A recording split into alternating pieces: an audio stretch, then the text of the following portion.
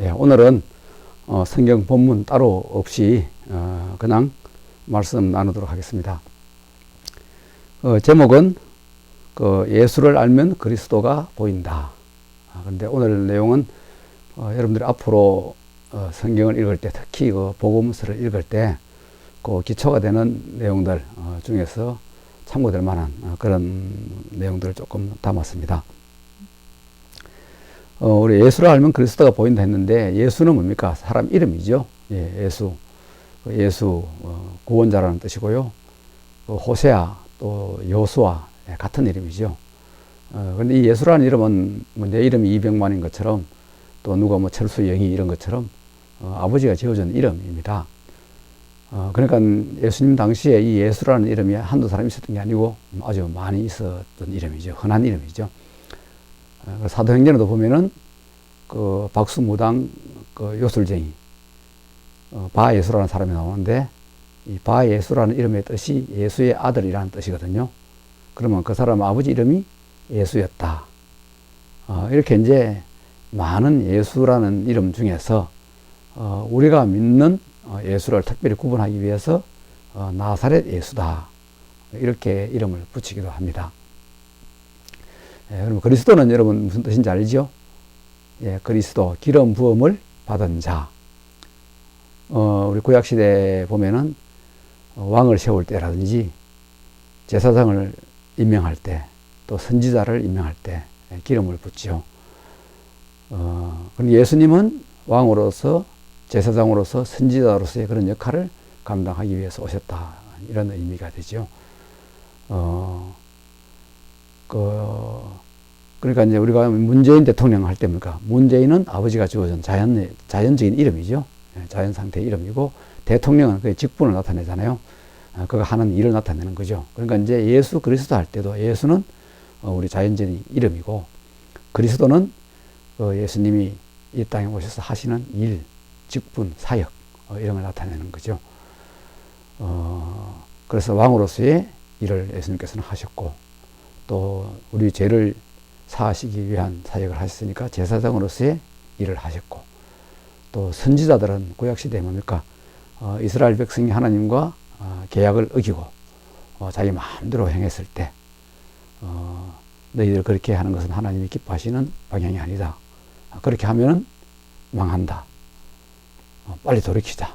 이제 이렇게 권면하고 책망하고 하는 그런 일을 했던 게 선지자들입니다. 그래서 선지자들의 말을 듣지 않고 계속 그 길로 갔을 때 결국은 하나님과 맺은 계약이 파기가 되고, 그 계약이 파기된 증거로 성전이 훼손당하고, 그리고 뭡니까? 나라가 멸망을 당하고 포로로 잡혀가고 하는 이런 일들이 일어났습니다. 예수님께서 이 땅에 오셔서도 이런 직분을 감당할 때, 특히 그 당시 바리새인들과 서기관들을 중심으로 한 그러한 사람들에게 너희들이 알고 있는 그 하나님에 대한 이해는 잘못된 것이다. 생각을 돌이켜야 된다. 너희들은 너희들만 구원을 받지 못할 뿐만 아니라 구원받으려고 하는 사람들도 막아서고 있다. 그렇게 예수님께서 그들을 책망을 하시고 돌이키게 하셨습니다. 그러나 그들은 오히려 그 예수님을 십자가로 몰아서 죽이는 일을 하게 되는 장본인들이 됩니다. 그 일과 계약이 파기가 되고, 예루살렘 성전은 AD 70년 파기를 당하고, 또 이스라엘은 멸망을 당하고 세계 곳곳에 흩어지게 되는 이런 일이 일어나게 되어버렸습니다. 그래서 우리가 예수 그리스도를 믿는다는 것은, 그러니까 예수 그리스도라는 한 사람을 믿는다, 이런 의미보다 더 정확하게 표현하면은 예수, 즉 나사렛 예수, 그분이 그리스도이시다 하는 것을 믿는다는 거죠. 우리가 만일 이제 이 복음서에 예수님의 행적을 기록하고 있는데, 이 복음서는 예수님께서 하신 일을 하나도 틀림이 없이 사실 자체를 기록하는데 목적이 있는 것은 아니라는 것을 알아야 됩니다. 만일 사실을 정확하게 기록하는 게 목적이었다면은 복음서 자체가 서로 내용이 틀린다든지 이런 것들을 우리가 이해할 수가 없잖아요. 예를 들면 어떤 복음서에서는 예수님의 어머님이 와서 당신의 나라에 임할 때 우리 아들 중에 하나는 오른쪽에 하나는 왼쪽에 앉혀달라 했는데, 또 다른 복음서에는 보면은 어머니가 한 것이 아니라 그 제자가 직접 그렇게 청탁을 하는 이야기가 나온다든지, 이렇게 서로 다른 그런 이야기들이 많이 나오는데 이건 이해가 될 수가 없죠. 그러니까 복음서 저자들의 관심은 자기가 살아있는 동안에 예수님께서 이렇게 하시는 걸 들었는데 예수님의 십자가와 부활과 성천을 경험하고 나서 그 이후에 돌이켜서 생각해 보니까 그 말이 이런 뜻이었구나. 그러니까 그 말씀에 대한 자기들의 해석과 신앙 고백이 묻어 있는 그런 글이라고 볼 수가 있는 거죠. 그러니까 신문으로 치면은 신문의 보도가 아니라 논설에 해당되는 부분, 예수님의 복음서 글이다 이렇게 생각할 수가 있겠습니다. 우리가 이 사실을 모르고 그냥 무턱대고 믿게 결론적으로 믿어야 된다 이렇게 해버릴 때 자칫 우리가 그리스도를 반쪽만 이해하게 되는 그런 오류를 범할 수도 있지 않을까 살펴봐야 할 필요가 있겠습니다. 그래서 부활하시고 성천하시고 우리를 위해서 죽으시고 속죄하신 주님에 대해서는 생각이 나는데 삶의 구체적인 문제에 대해서는 어떻게 말씀하시는지 그 주님에 대해서는 희미하다. 감이 없든지 아니면 관심이 없든지 이렇게 되어서는 안 되는 거죠.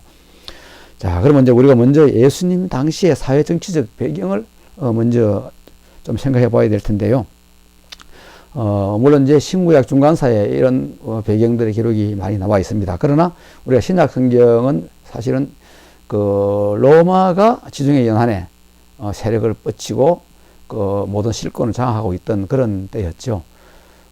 특히 BC 63년에 로마의 폼페이우스 장군에 의해서 예루살렘이 함락을 당하고 그 당시 이제 그 팔레스타인 지역에 내려오던 마카비 왕조를 무너뜨리고 그 폼페이우스 제 친구가 되는 그 헤롯 왕을 그 유대 지방의 왕으로 앉히는 그러한 일이 있죠. 그래서 예수님이 탄생할 당시 복음서가 시작될 그 시점에는 이 헤롯이 통치하던 시대였죠. 팔레스타인 지역을. 그런데 이 헤롯 대왕은 정통 유대인은 아니고요. 이 에돔 사람이거든요. 에돔 사람인데 또 그렇다고 해서 완전히 유대인이 아닌 것도 아니고 이제 명목상으로는 유대인인데 정통 유대인은 아닌 사람. 왜냐하면 이제 BC 125년에 그 마카비 가문의 그 통치자인 요한 힐카누스에 의해서 강제로 할례를 받은 사람이죠. 그렇기 때문에 명목상으로는 유대인이다. 그래서 이제 이 폼페이우스의 친구인 이제 헤롯인데 이 헤롯이 유대 왕으로 있으면서 그 유대 왕으로 이제 임명을 받았죠. 받았는데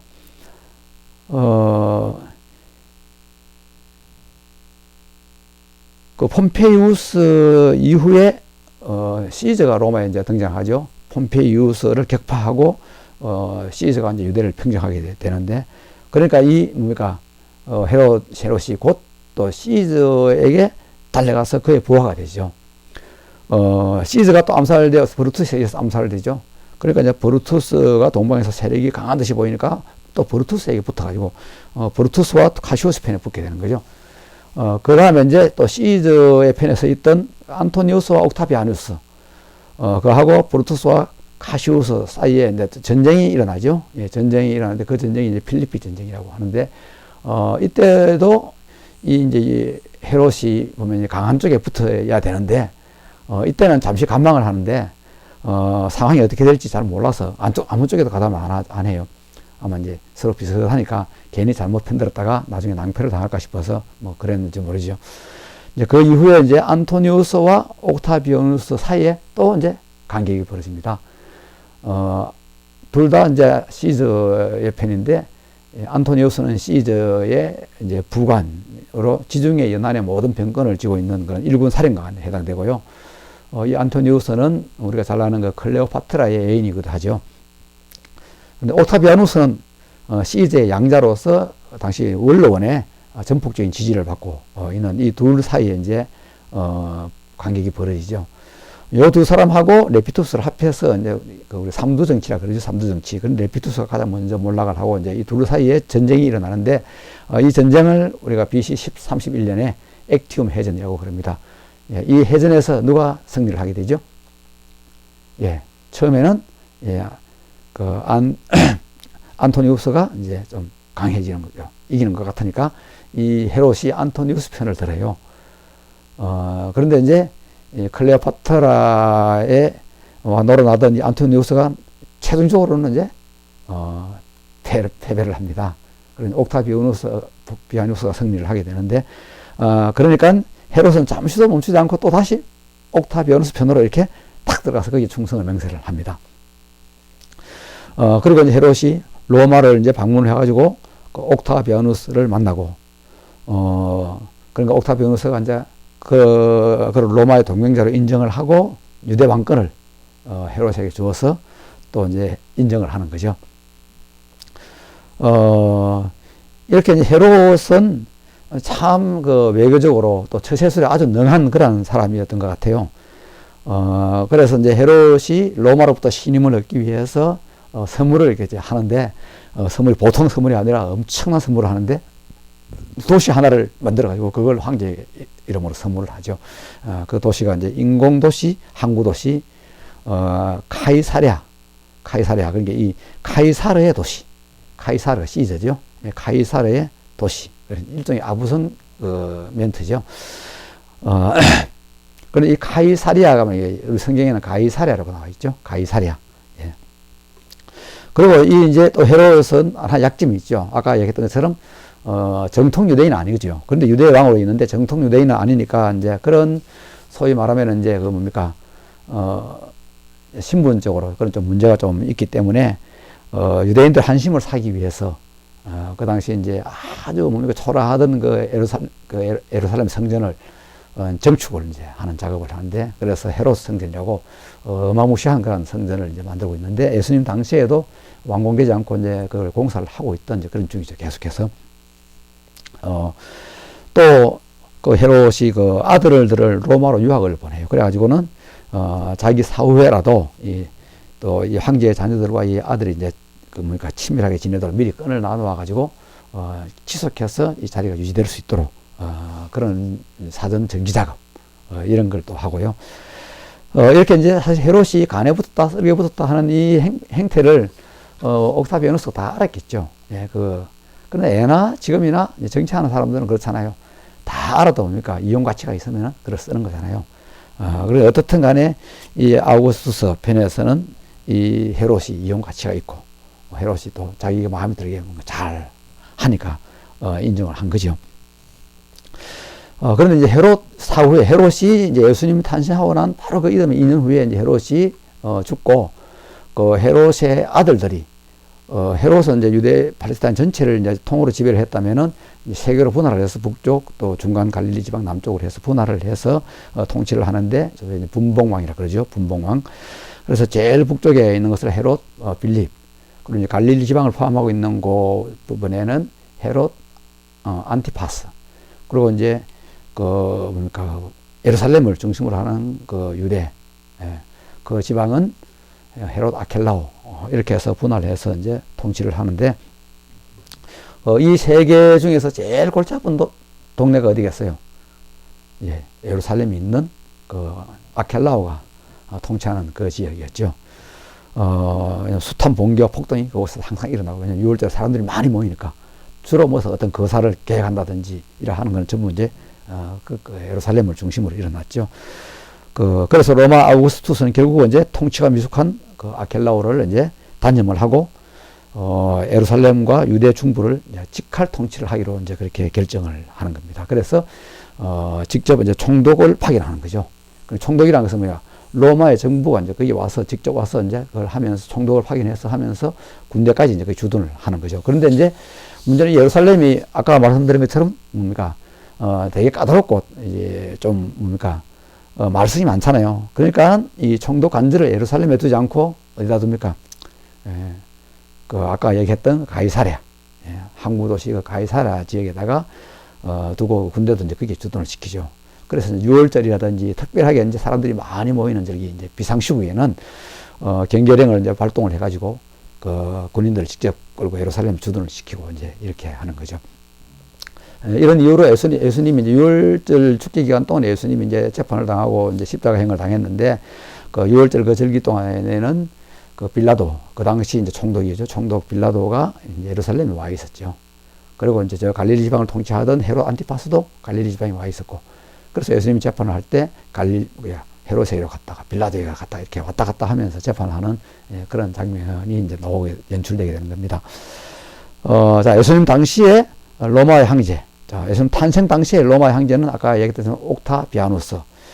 근데 이 옥타비아누스는 나중에 자기를 이제 황제라고 칭하고 원로원을 폐지하고 이제 그 황제로 등극하면서 황제 정치를 시작을 하는 거죠. 그래서 자기 이제 그 이름도 아우구스투스, 존귀한 자. 그리고 이제 가이사 아구스도, 우리 성경에는 아구스투스, 아구스도라고 되어 있죠.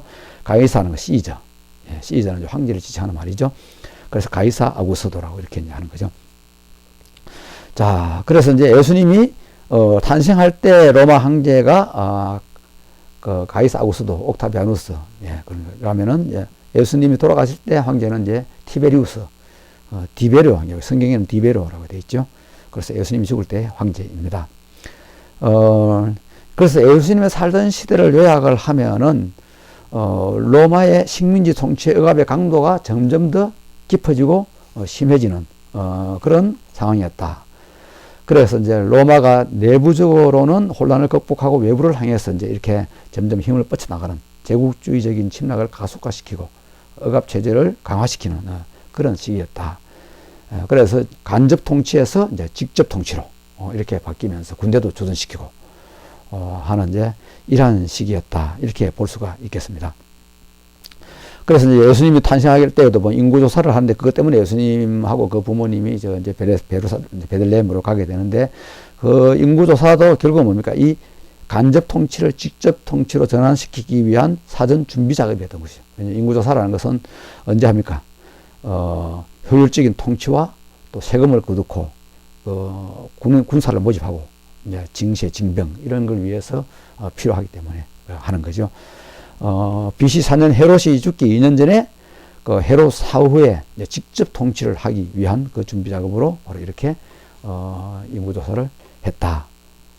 이런 사실이죠. 자, 그리고 예수님이 탄생할 바로 그 전에 갈릴리 지방에서 이제 그러니까 헤롯 왕이 이제 병들어서 이제 아주 이제 언제 어떻게 될지 모르는 그런 상황에서 소위 램덕 현상이 일어나죠.